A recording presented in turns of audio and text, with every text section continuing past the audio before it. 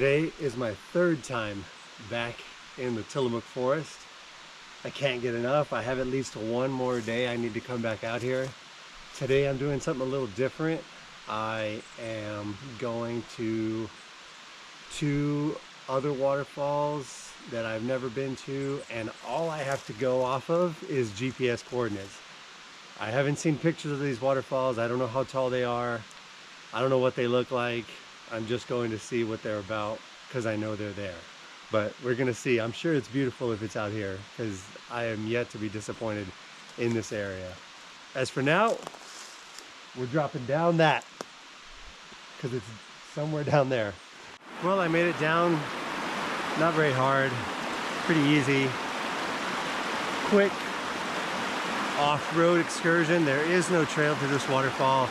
I was not expecting much. And again, I gotta say, I am pleasantly surprised. I honestly, I haven't even seen it from the front view, but just from the top, it looks really cool. But this forest, good Lord. A great place to come hike and see some things that not everybody comes to see.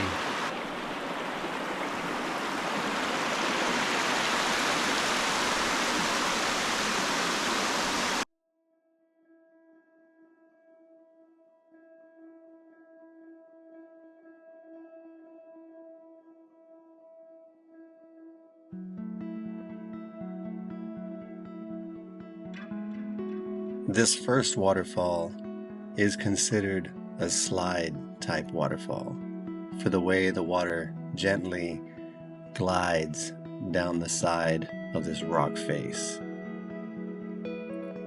In total height, it's only about 75 feet or so, but the length the water travels down is a little over 100 feet. It looks beautiful the way the water just trickles down. And don't get the type of waterfall confused with something you might actually want to slide. This is not a waterfall you want to go down unless you're on rappel. You would really get hurt if you tried to slide down this. But it's not far from the road, doesn't take too much work to get to, and nobody goes here.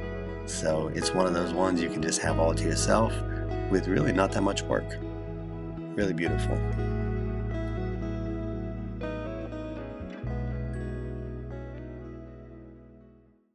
So after getting lucky with the last one being pretty easy, this one looks like it's gonna be pretty steep to get down.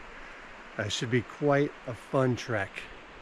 And while I know where I'm at in the area, I know the GPS coordinates, if I'm being honest, I don't even know the name of this creek that I'm on. The waterfalls, neither one of them are named. I don't think that many people come here.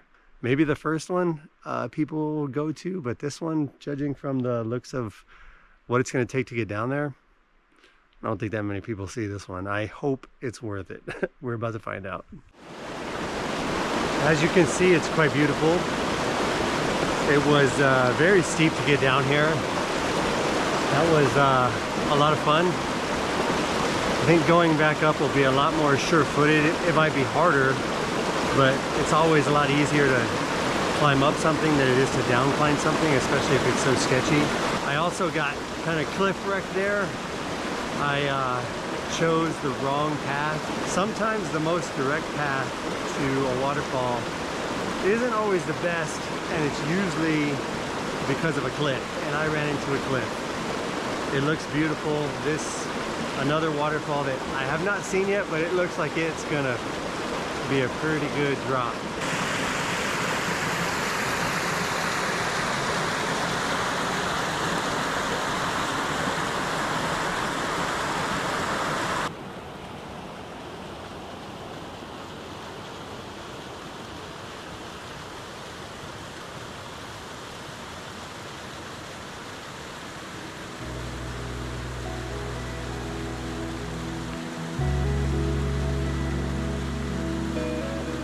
After speaking with a buddy of mine that has explored in this area quite extensively, I did find out the name of this creek is Game Hog Creek.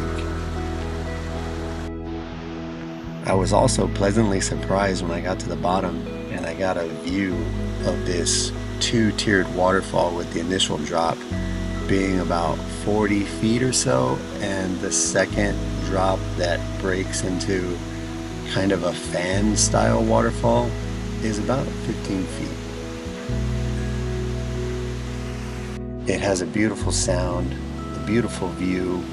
The colors are incredible. I have never seen carpet moss this vibrantly green in the sun. It was amazing. What a waterfall. But this one, I will say, does require some work to get to.